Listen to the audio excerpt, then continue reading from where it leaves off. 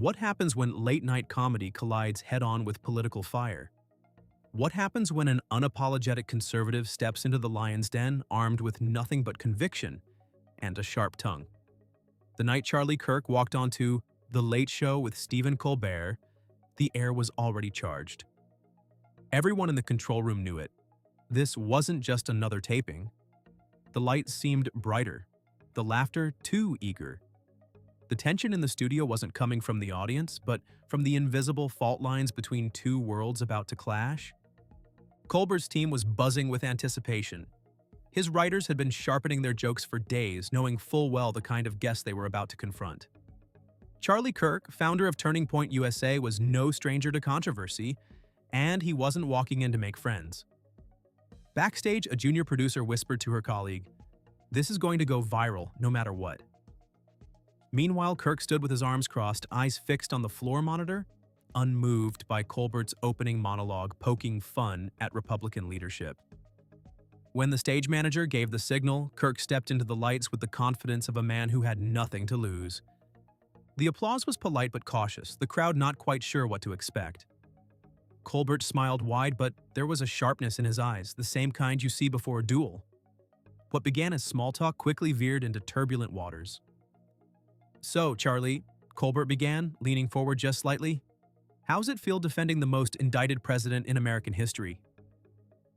A few laughs scattered across the studio, but Kirk didn't blink. "Better than defending a corrupt media class pretending to be comedians," he shot back. The first crack in the room's composure had surfaced, and it was only the beginning. Colbert leaned back in his chair, his smirk deepening as the crowd responded with nervous laughter. "Oh, come on, Charlie," he said, gesturing to the audience like they were co-conspirators. "You don't actually believe the media's out to get you, do you?" Kirk's jaw tensed just enough for the camera to catch it. "No," he replied coolly. "I believe they're out to manipulate everyone else. That's more dangerous." The crowd's laughter faded into murmurs. It wasn't a joke anymore. It was a statement, one that hit harder than expected. Colbert raised an eyebrow, intrigued but also annoyed. This wasn't going according to script.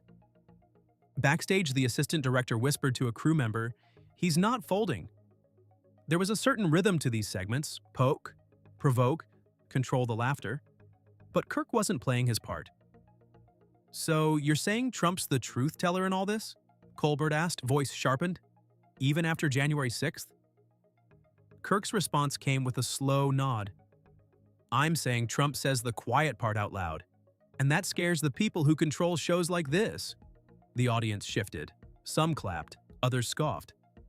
Colbert, caught off guard by the applause, adjusted his tone. "You think fear of Trump's honesty is the issue, not, say, the insurrection?" Charlie leaned forward, eyes locked on Colbert's. "I think it's about control," he said. "And I think you just hate that he won't be controlled." Colbert blinked. The momentary silence on set said more than the monologue could. The audience wasn't sure if this was a debate or a takedown. Either way, the rules were no longer clear. The dynamic was shifting fast, and Colbert, ever the professional, tried to pull it back. But Kirk had tasted momentum, and he wasn't letting go. Not yet. Not tonight. The laughter that usually buffered Colbert's barbs had gone flat. There was something different about the studio now, tighter, heavier. Colbert tried to rally, cracking a half-hearted joke about Trump's tan being more orange than the Republican Party's future, but it didn't land the way he wanted. Kirk smiled faintly, almost sympathetically. "That's the difference between you and me, Stephen," he said. "You tell jokes. I deal in reality." Gasps echoed from the upper rows, followed by a smattering of applause. The audience, used to being told when to laugh, wasn't sure which direction to lean. Colbert's smile thinned. "Reality? You call defending election lies reality?" he snapped. "The only thing more delusional than Trump's lawsuits is your belief that this isn't all performance." Kirk's voice dropped a level, calm and cutting. "You think this is performance? You've built a career dressing up partisan talking points in sarcasm and calling it satire. You get to mock people like me without ever letting us speak uninterrupted." His eyes locked onto Colbert's. "But not tonight." The audience murmured again, torn between loyalty to their host and the unsettling feeling that Kirk was exposing something deeper. Backstage, a production assistant clenched her clipboard. "This is off script," she muttered. "Way off." In the control room, the show's director debated going to commercial but was overruled. This was becoming too compelling to cut away. Colbert, sensing the loss of rhythm, shifted tactics.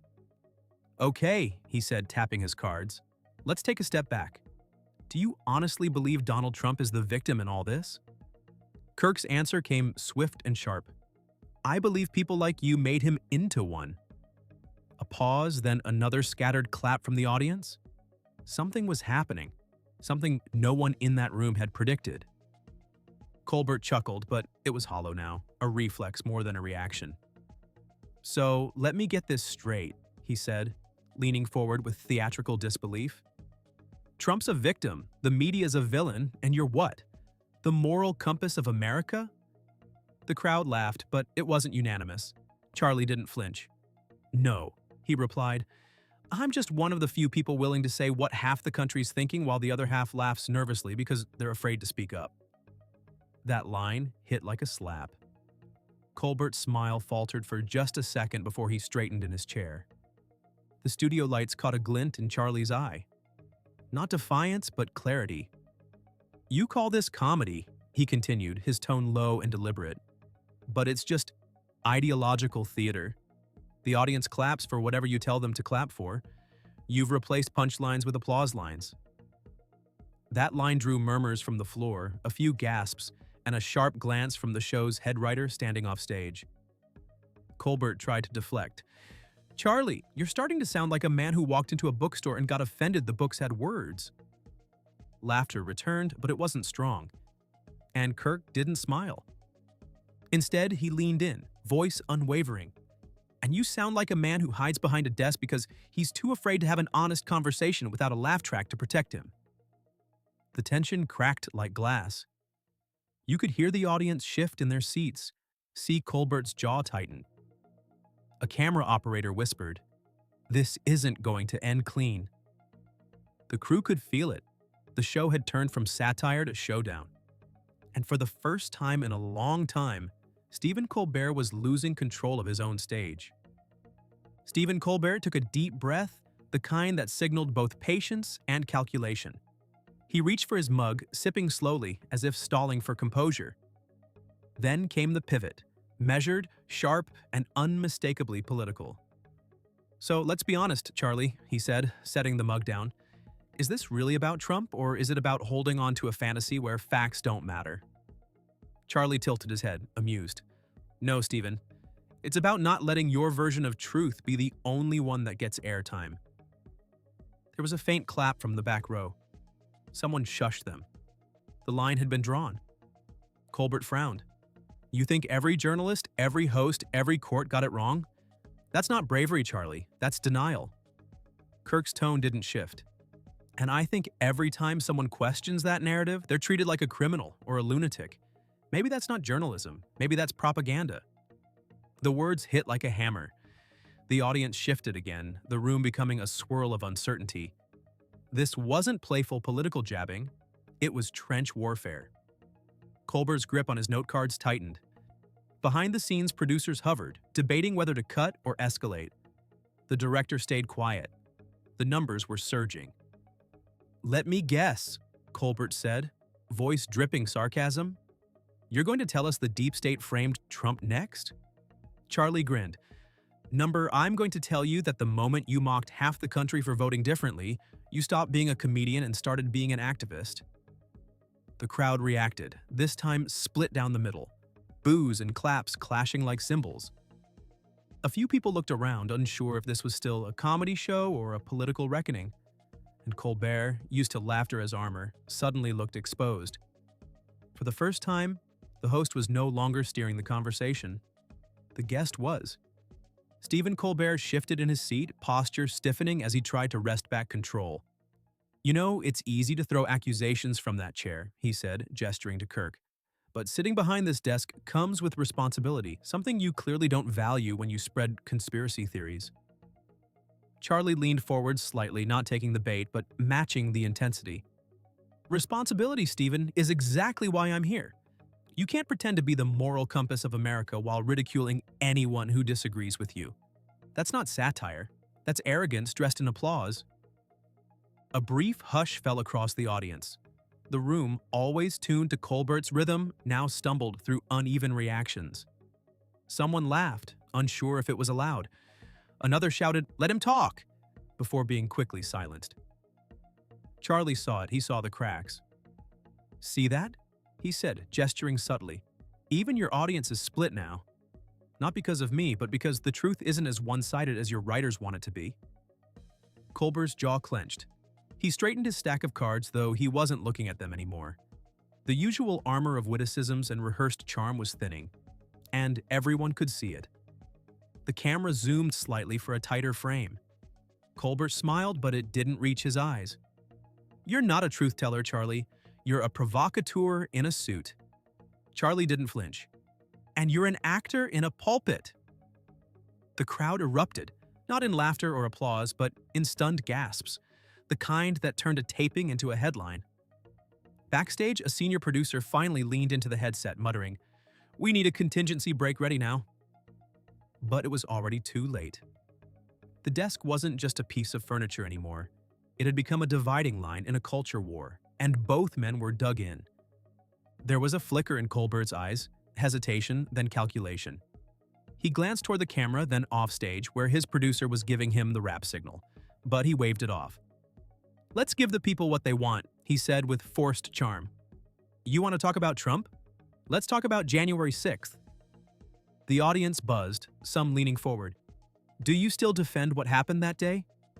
Charlie didn't blink. "I defend the right to protest. I don't defend violence, but I also don't defend the media rewriting history to fit their narrative."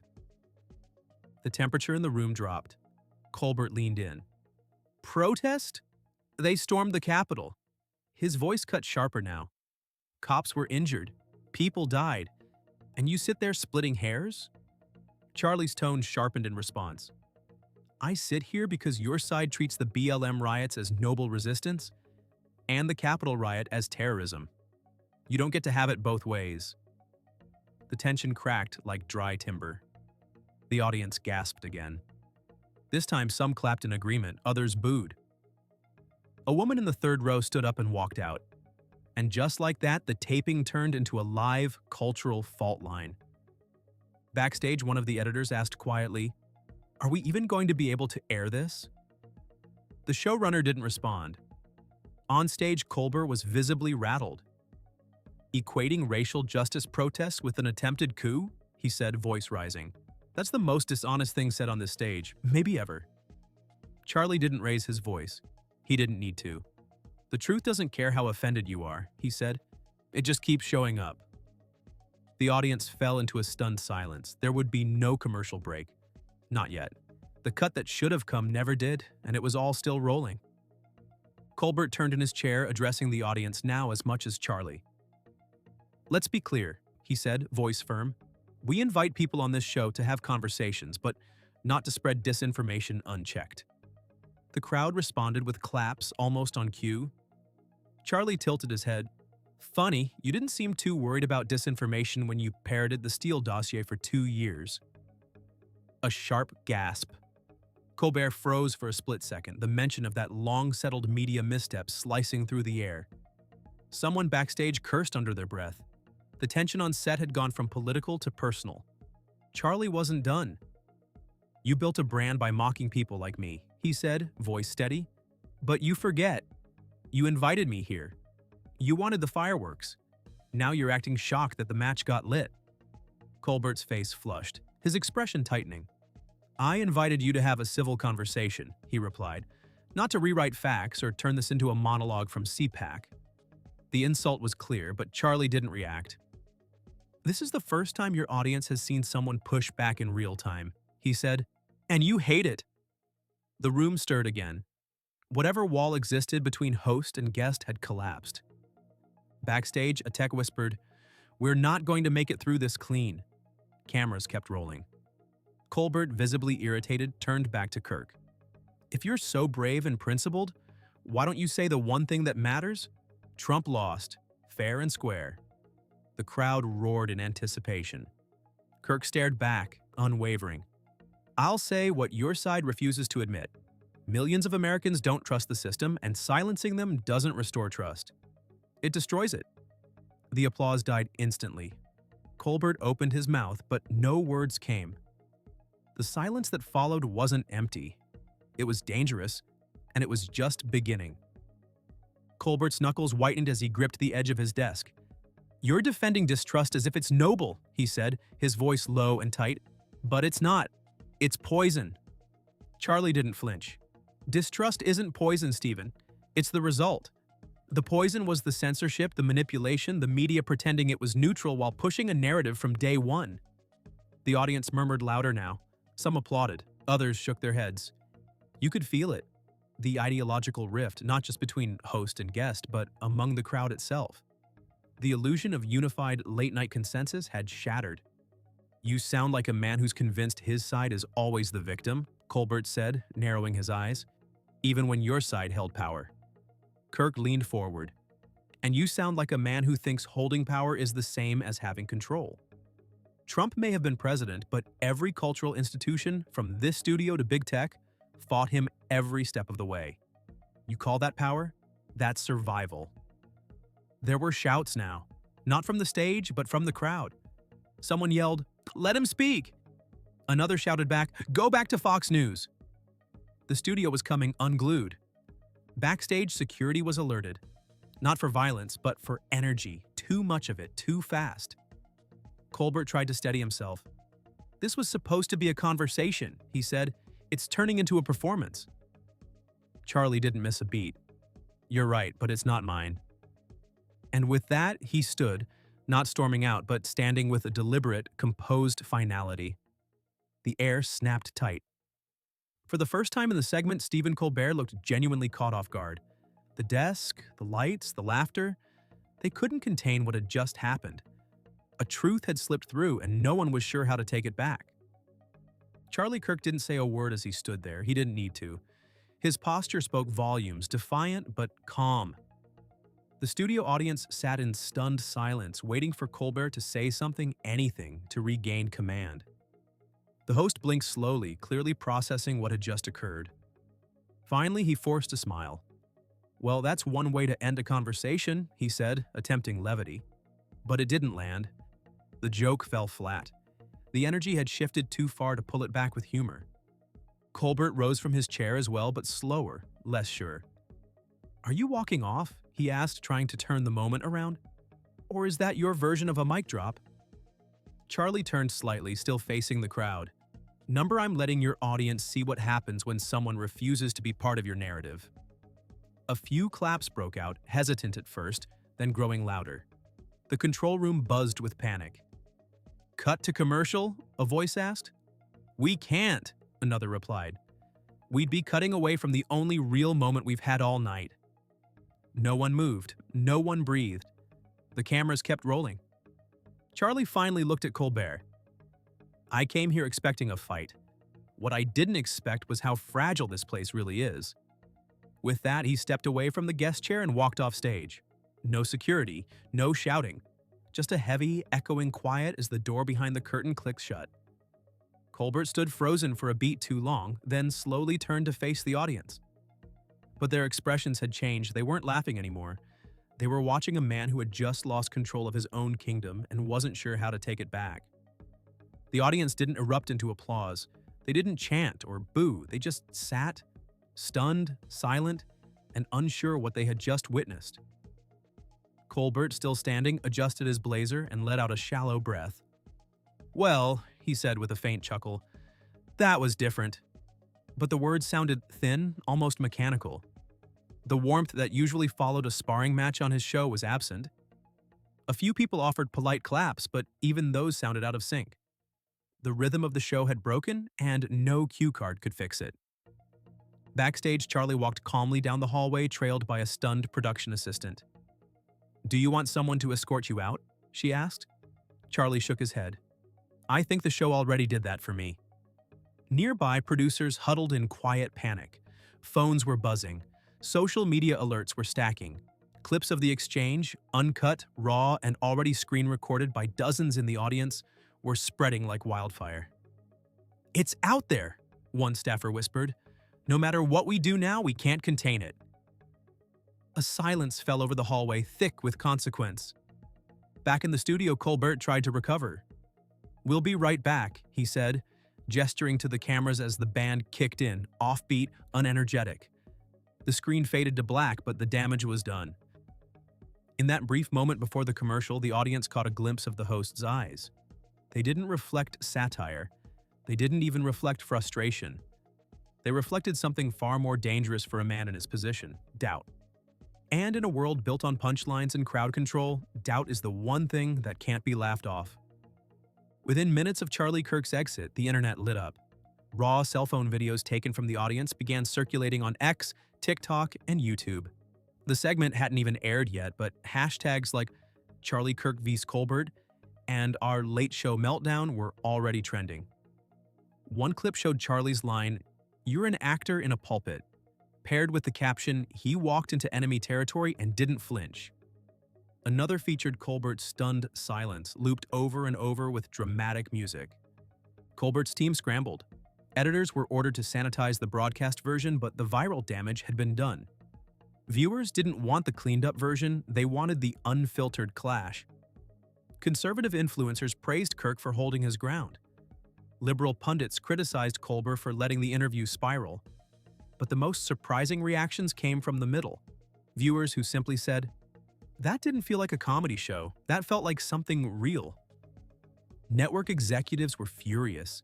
They had banked on a fiery but controlled segment, not an ideological car crash in prime time. Emails flew between departments, legal advisors drafted responses, and a crisis team was assembled by morning. The Late Show's carefully curated image, witty, smug, always in control, had cracked. And the footage was now impossible to ignore. What was meant to be entertainment had become something else entirely, a national conversation with no off switch. The political world didn't stay quiet for long. By sunrise, conservative news outlets were already dissecting the exchange frame by frame. Fox News ran a segment titled, "Charlie Kirk Stands Alone in the Lion's Den." On CNN, a panelist called it a disaster for Colbert's credibility. Social media influencers, culture commentators, and late-night rivals weighed in. Some hailed it as a necessary confrontation. Others called it a manufactured stunt gone wrong. But everyone agreed on one thing: no guest had ever walked into The Late Show and flipped the script so completely. Inside the Turning Point USA offices, the mood was celebratory. Staffers replayed the moment Charlie stood and left, analyzing Colbert's facial expression like sports footage. "He didn't walk off," one team member tweeted. "He walked through a media firewall." Meanwhile, clips of Colbert trying to recover with a weak joke were turned into memes with captions like, "When you realize your guest took your show with him." The humiliation wasn't just televised. It was now looping on millions of screens. Late-night television had always operated on an unspoken agreement. Controversy is allowed, but control must be maintained. That agreement had been broken. Colbert's silence, Charlie's composure, and the studio's stunned atmosphere had merged into something that couldn't be edited away. News anchors began asking a once unthinkable question on air. Has late night lost its grip on the narrative? For Colbert, it wasn't just about losing a debate. It was about losing the illusion that the host always wins. Behind the scenes, CBS executives were in damage control mode. Emergency meetings were called. PR consultants drafted carefully worded statements, trying to frame the segment as spirited dialogue while avoiding any perception of collapse. Internally, however, the tone was far less diplomatic. "This wasn't a debate," one senior producer vented. "It was a mutiny." Staff emails revealed frustration, not just at Charlie Kirk, but at Colbert himself. "He let it happen. He let the guy take control," one show writer wrote bluntly. "The audience could feel it. That's what makes this different." The official Late Show account posted a trimmed version of the interview later that evening, but the most confrontational moments had been cut. That only made things worse. Commenters flooded the video with time-stamped clips of the missing footage. "You think we didn't already see the real thing?" One viewer wrote. "You're not fooling anyone." The Streisand effect had taken full hold. By trying to suppress the fire, the network had poured gasoline on it. The unedited clips continued racking up millions of views. Colbert, meanwhile, was noticeably absent from public comment. His team insisted he was taking time to reflect. But the silence said more than any official response could. Internally, sources confirmed that Colbert was shaken, not just by the clash, but by what came after, the look in the crowd, the reactions online, the uneasy energy that refused to fade. It wasn't just a PR crisis, it was a legitimacy crisis. And late-night TV, once untouchable, was suddenly on the defensive. When Colbert returned to the studio 2 nights later, something had shifted. The crew was quieter, the audience more reserved. The usual banter during mic checks felt forced. Even the band, typically lively during pre-show warm-ups, played with less energy. Stephen walked onto the set with his trademark grin, but those close to him noticed it didn't reach his eyes. He opened the monologue with a joke about spicy guests and unplanned exits, but it fell flat. The crowd chuckled politely, nothing more. The old rhythm wasn't there. It had been fractured, possibly for good.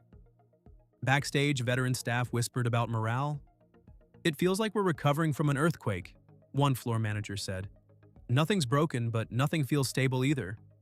A segment producer confided, "That Kirk interview didn't just go viral, it wounded the show." Writers hesitated to push controversial topics. Colbert himself was reportedly more involved in pre-interview briefings, asking for backup plans, soft angles, exit strategies.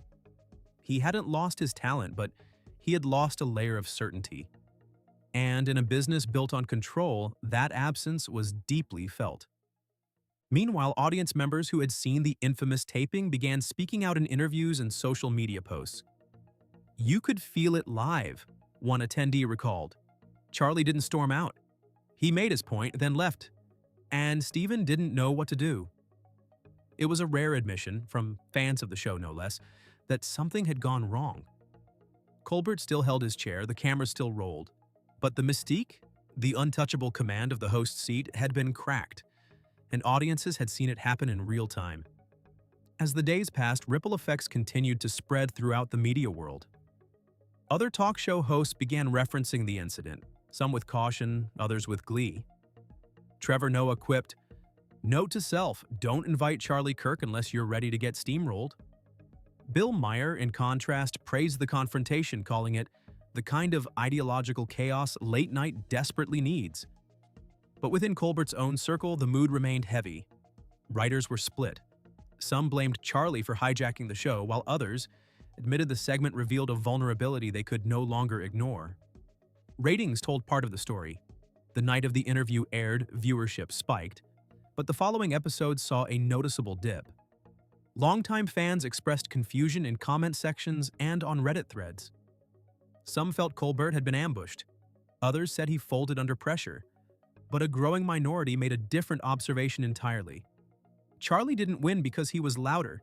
He won because he wasn't afraid. That narrative began to take hold, challenging late night's carefully crafted hierarchy of control, wit, and moral superiority. In the executive offices, strategy meetings turned existential. "How do we recover credibility?" one VP asked bluntly when the audience saw the emperor hesitate. Suggestions included booking more balanced guests, updating the show's tone, and even scripting rebuttals in advance. But nothing felt organic. Nothing felt real. The team realized a dangerous truth. Once you lose the illusion of authority, every word after sounds like spin. And for a host like Colbert, who had built his empire on certainty cloaked in comedy, that loss was more than inconvenient. It was existential. While Colbert's team scrambled to reset the tone of their show, Charlie Kirk capitalized on the moment with ruthless precision. Within 48 hours of the broadcast, his team uploaded a full breakdown of the interview, unedited, commentary-free, just the raw moment. The video title was blunt: "The Night the Narrative Broke." It quickly climbed into the millions of views, shared not only among his supporters but across independent political channels, reaction videos, and even liberal platforms dissecting what had gone wrong. For Charlie, the clash had become a watershed. proof that the media fortress wasn't as impregnable as it appeared. Podcasts, live streams, and AM radio lit up with discussion. Some hailed Charlie as the only conservative willing to walk into the fire. Others framed it as a breakdown of old media. But Charlie's own response was telling. He didn't gloat. He didn't claim victory. He simply posted, "Respect isn't granted by lighting. It's earned when you tell the truth in the lion's den." The comment section exploded. Thousands shared their own frustrations with media bias, institutional distrust, and what they saw as the overdue cracking of late-night smugness. Charlie had tapped into something far bigger than a segment. Behind closed doors, his team began planning a speaking tour themed around the confrontation. They were calling it Uncancelled. The message was clear. There was no more safe ground in the war of ideas. Colbert had tried to control the narrative and failed. And Charlie, with one interview, had shifted the cultural winds. It wasn't just a viral moment, it was a blueprint. And now everyone on both sides of the divide knew it. In the weeks that followed, The Late Show carried on, but the undercurrent of discomfort remained. Guests were prepped more cautiously. Audiences returned, but the laughter felt thinner, more hesitant. Even Stephen Colbert, once the king of cutting satire, began choosing his words with more care. The ghost of that confrontation lingered in every tense pause, every evasive joke. Viewers could sense it. The unspoken rule had been broken. The host was no longer invincible. And once that illusion is gone, it doesn't come back. Industry insiders began referring to the episode in hushed tones. Executives called it the Kirk incident, while rival networks studied the footage like game tape. What rattled them wasn't just the content. It was the optics. One man had entered hostile ground and walked out with control of the room. It wasn't supposed to happen that way, and yet it had. The old formula, control the narrative, steer the laugh track, win by default, had failed under pressure. And Charlie Kirk, of all people, had become the stress test that exposed the weakness. So what do you think? Was Charlie Kirk justified in standing his ground? Or did Stephen Colbert simply meet a guest he couldn't dominate? Drop your thoughts in the comments below, hit that subscribe button, and tell me who you want covered next. The battle for the narrative is just heating up, and late night may never look the same again.